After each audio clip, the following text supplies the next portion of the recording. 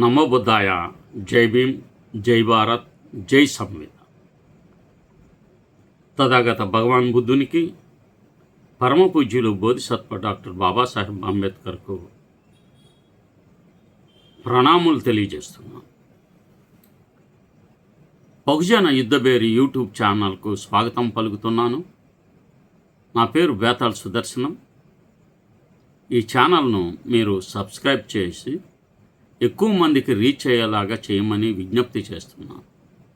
Subscribe అంటే డబ్బులు ఇవ్వడం కాదు, కొద్దిగా తెలిసిన వారిని అడిగి సబ్స్క్రైబ్ అంటే యూట్యూబ్లో ఎలా చేయాలో తెలుసుకోమని విజ్ఞప్తి.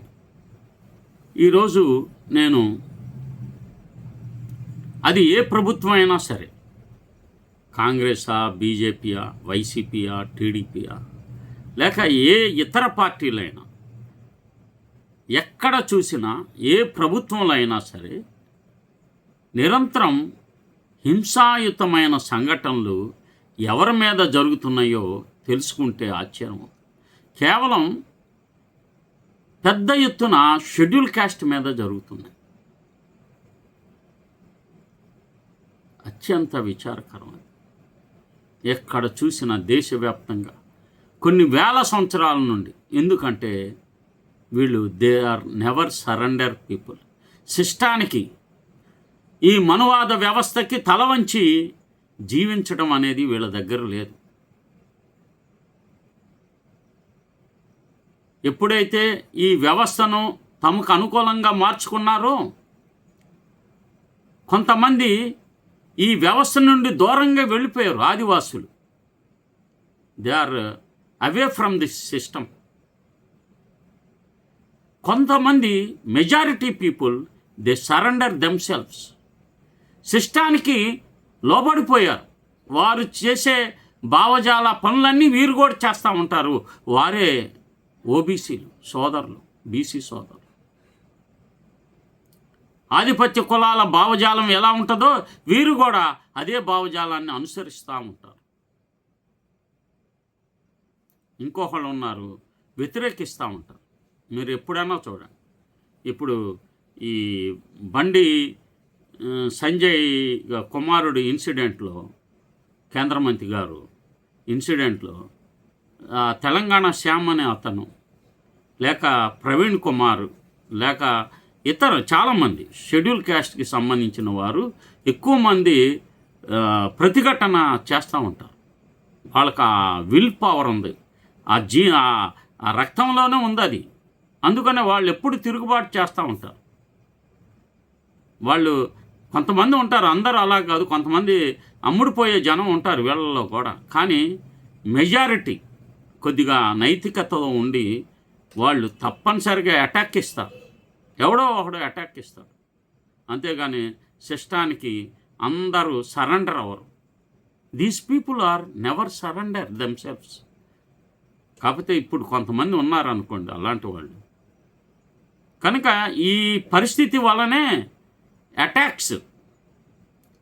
ఈ అటాక్స్ ఎవరు చేస్తున్నారు అంటే తప్పనిసరిగా మనం ఆర్ఎస్ఎస్ శక్తులు, రాష్ట్రీయ స్వయం సేవక్ శక్తులు, వాళ్ళు 1100 పైగా సిస్టర్ ఆర్గనైజేషన్స్ ఉన్నాయి. వాళ్ళకి కోట్ల మంది కార్యకర్తలు ఉన్నారు. అందరూ ఆదివాసుల్ని, బీసీలను దాంట్లో రిక్రూట్ చేసుకొని ఉంటారు. పెత్తనం వాళ్ళదే, వీళ్ళు కేవలం కార్యకర్తలు. కనుక ఈ దాడులు జరుగుతున్నాయి అంటే దానికి కారణం మనం ఆలోచించాలి. అది ఏ ప్రభుత్వంలో అయినా సరే దళితులపై నిరంతర హింస పెరుగుతూనే ఉంది. జాతీయ నేర గణాంకాల బ్యూరో ఎన్సీఆర్సీ గణాంకాలు చెబుతున్న భయంకర వాస్తవం, దళితులపై హింస ఎంత పెరిగితే అంత మనువాదం రెట్టింపు ఉత్సాహంతో రాష్ట్రీయ స్వయం సేవక సంఘం ఆధ్వర్యంలో వేల సంఘాలు కఠోరంగా శ్రమిస్తున్నాయి.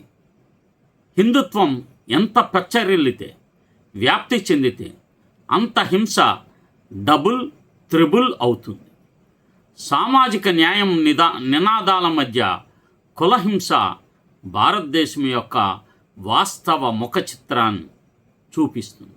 భారత రాజ్యాంగం సమానత్వాన్ని హామీ ఇస్తున్నప్పటికీ దేశవ్యాప్తంగా దళితులపై హింస, అవమానాలు, సామూహిక దాడులు, లైంగిక దౌర్జన్యాలు నిరంతరం కొనసాగుతున్నాయి. ప్రతి సంవత్సరం విడుదలయ్యే జాతీయ నేర గణాంకాల బ్యూరో నివేదికలు భారత సమాజంలో కుల ఆధారిత అణిచివేత ఇంకా ఎంత బలంగా కొనసాగుతుందో బహిర్గతం చేస్తున్నాయి.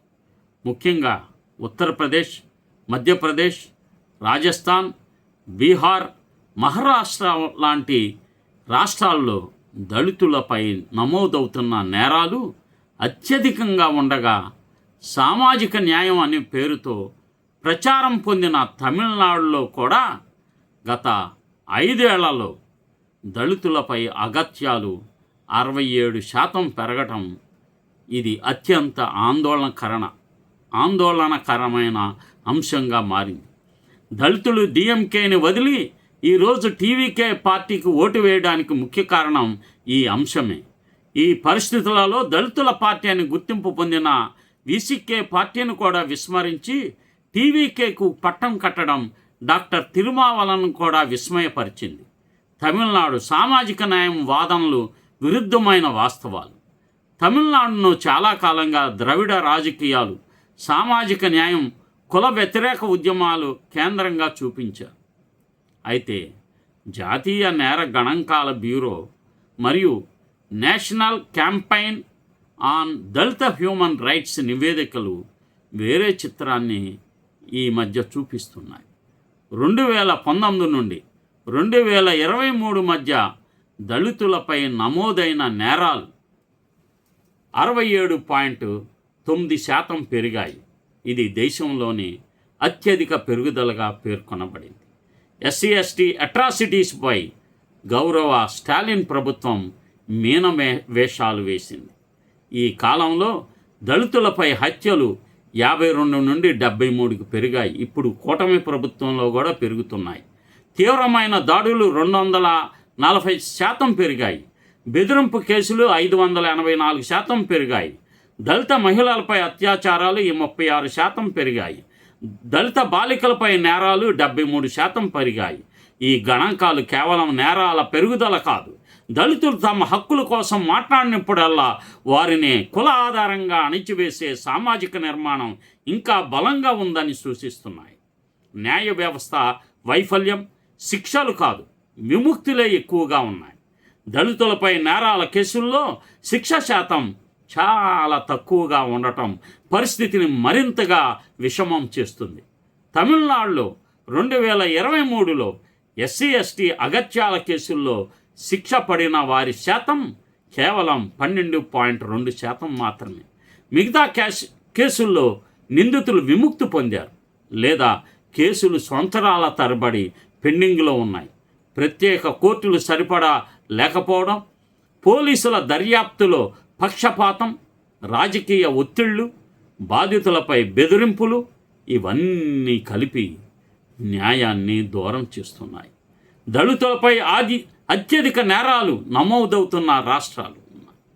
జాతీయ నేర గణాంకాల బ్యూరో గణాంకాల ప్రకారం దళితులపై అత్యధిక కేసులు నమోదయ్యే రాష్ట్రాలు సాధారణంగా ఉత్తరప్రదేశ్, రాజస్థాన్, మధ్యప్రదేశ్, బీహార్, మహారాష్ట్ర. ఈ రాష్ట్రాలలో గ్రామీణ సామాజిక నిర్మాణం ఇంకా భూస్వామ్య ఆధిపత్య కుల పెత్తనంగా ఆధారంగా జరుగుతుంది. దళితుల విద్య, ఉద్యోగాలు, భూమి హక్కులు, రాజకీయ ప్రాతినిధ్యం కోసం అడిగినప్పుడల్లా ఆధిపత్య కులహింస పెరుగుతుందని సామాజిక విశ్లేషకులు ఆందోళన చెందుతున్నారు. బీజేపీ పాలిత రాష్ట్రంలో పరిస్థితి ఎలా ఉందంటే, బీజేపీ పాలిత రాష్ట్రాలైన ఉత్తరప్రదేశ్, మధ్యప్రదేశ్, రాజస్థాన్, కొన్నిసార్లు గుజరాత్ వంటి రాష్ట్రాల్లో దళితులపై దాడులు, గోరక్షక దాడులు, కుల ఆధారిత అవమానాలు, సామూహిక దాడులు తరచుగా వార్తల్లోకి వస్తున్నాయి. ఉత్తరప్రదేశ్లో హత్రాస్ ఘటన దేశాన్నే కాదు సోషల్ మీడియా పుణ్యాన్న ప్రపంచాన్నే కుదిపేసింది. దళిత బాలికపై అత్యాచారం అనంతరం ఆమె కుటుంబం అనుమతి లేకుండా రాత్రివేళ అంత్యక్రియలు నిర్వహించటం ప్రపంచంలో తీవ్ర విమర్శలకు దారితీసింది. మధ్యప్రదేశ్లో దళితులపై మూత్ర విసర్జన ఘటనలు, గ్రామ బహిష్కరణలు, సామూహిక దాడులు తరచుగా వెలుగులోకి వచ్చాయి. గుజరాత్ ఊనా ఘటనలో దళిత యువకులను బహిరంగంగా కొట్టడం దేశవ్యాప్తంగా నిరసనలకు దారితీసింది. బీహార్ మరియు మహారాష్ట్ర దళిత గ్రామాలపై దాడులు, భూమి వివాదాల పేరుతో హింస, బాబాసాహెబ్ అంబేద్కర్ విగ్రహాల ధ్వంసం వంటి ఘటనలు తరచుగా నమోదవుతున్నాయి. ఆంధ్రప్రదేశ్ పరిస్థితి. ఆంధ్రప్రదేశ్లో కూడా దళితులపై హింస పూర్తిగా తగ్గలేదని అనేక సంఘటనలు సూచిస్తున్నాయి. ముఖ్యంగా దళిత యువకులపై కుల దూషణలు, భూ ఆక్రమణలు, పోలీస్ స్టేషన్లలో అవమానాలు, ప్రేమ వివాహాలపై దాడులు, రాజకీయ ఆధిపత్యం కోసం దళిత వర్గాల మధ్య విభజనలు, ఇలాంటి సమస్యలు తరచుగా వెలుగులోకి వస్తున్నాయి. ఎస్సీ ఎస్టీ అగత్యాల నిరోధక చట్టం ఉన్నప్పటికీ కేసుల నమోదు నుండి దర్యాప్తు వరకు అనేక అడ్డంకులు ఎదురవుతున్నాయి. ముఖ్యంగా గ్రామీణ ప్రాంతాల్లో పోలీసు వ్యవస్థ, రెవెన్యూ వ్యవస్థ, స్థానిక రాజకీయాలన్నీ కలిపి బాధితులను తీవ్రమైన ఒత్తిడికి గురి చేస్తున్నాయి. కులహింస ఎందుకు పెరుగుతుంది? దీనికి అనేక కారణాలు ఉన్నాయి. దళితులు విద్యాపరంగా, ఆర్థిక పరంగా ఎదుగుదల, భూమి మరియు రాజకీయ హక్కుల కోసం పోరాటం, కులాల వివాహాలు, సోషల్ మీడియా ద్వారా అవగాహన పెరగడం, బాబాసాహెబ్ ఆలోచనల ప్రభావం, కులాధిపత్య వర్గాల ప్రతిచర్య, దళితులు మౌనంగా ఉండకుండా తమ హక్కుల కోసం నిలబడటం ప్రారంభించినప్పుడు ఆధిపత్య కులాల నుండి ప్రతిఘటన హింసా రూపంలో బయటపడుతుందని అనేక సామాజిక అధ్యయనాలు సూచిస్తున్నాయి. సామాజిక న్యాయం నినాదమా లేక వాస్తవమైన మార్పా? రాజకీయ పార్టీలు సామాజిక న్యాయం, బహుజన సంక్షేమం, సబ్కా సాత్ వంటి నినాదాలు వినిపిస్తున్నప్పటికీ క్షేత్రస్థాయిలో దళితుల భద్రత ఇంకా ప్రశ్నార్థకరంగానే ఉంది. దళితులపై హింస తగ్గాలంటే ఎస్సీ ఎస్టీ అగత్యాల చట్టాన్ని కఠినంగా అమలు చేయాలి.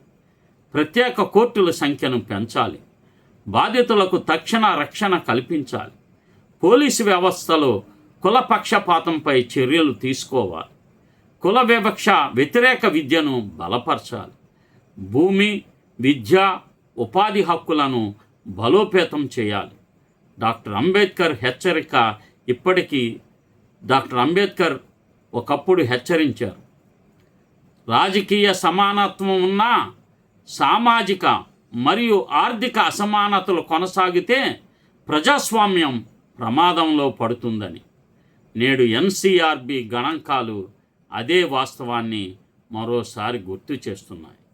రాజ్యాంగం ఇచ్చిన హక్కులు కాగితాలకే పరిమితం కాకుండా గ్రామస్థాయిలో దళితుల గౌరవం, భద్రత, స్వేచ్ఛగా మారినప్పుడే నిజమైన ప్రజాస్వామ్యం సాధ్యమవుతుంది.